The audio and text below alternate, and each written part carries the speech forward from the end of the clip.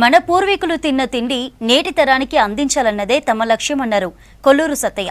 Corona కష్టకాలం నుంచి బువ్వబండి పేరుతో తెల్లాపూర్లో నిత్యం వందల మందికి మిల్లెట్స్ భోజనం పెడుతున్నామని చెప్పారు. 65వ పుట్టినరోజు సందర్భంగా కుటుంబ సభ్యులు స్థానికుల మధ్య వేడుకలు చేశారు సత్తయ్య.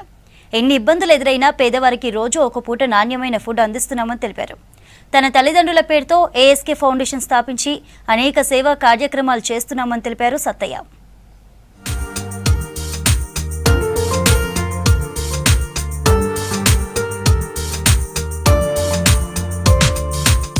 మందుల తిండి అంటూ రోగాలతో కొట్టుమిట్టాడుతున్న పేద ప్రజలకు నాణ్యమైన మిల్లెట్స్ భోజనం అందిస్తున్నామని తెలిపారు సత్తయ్య. పాల నుంచి మొదలు ప్రతి వస్తువు కల్తీ అయిందన్నారు.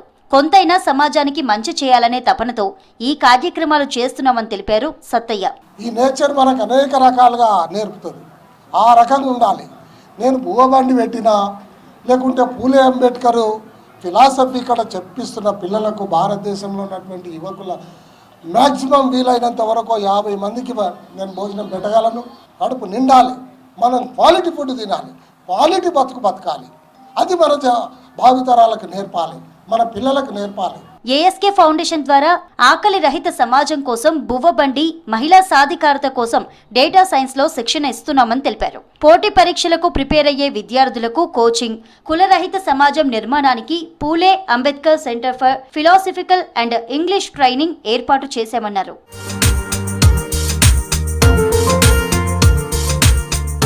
తెల్లాపూర్లో మొదలుపెట్టిన మిల్లెట్స్ భోజనం భవిష్యత్తులో దేశవ్యాప్తంగా విస్తరిస్తుందని చెప్పారు మాజీ కౌన్సిలర్ భరత్.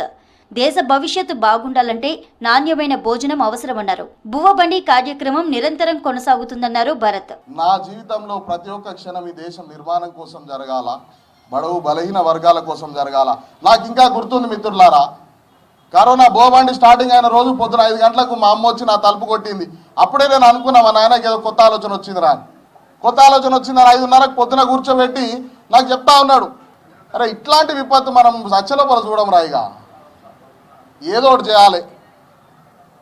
చేయాలి అని అంటే రాజంకులు డాడీ వాళ్ళు కూర్చొని దీన్ని నిర్మాణం చేశారు. కరోనా విపత్తును మళ్ళీ మనం చచ్చ లోపల చూడమనేటువంటి ఈ విపత్తు లోపల కూడా ప్రజలంబడి లేవనుకో, మనంత స్వార్థపరుడు కూడా ఉంటాడు.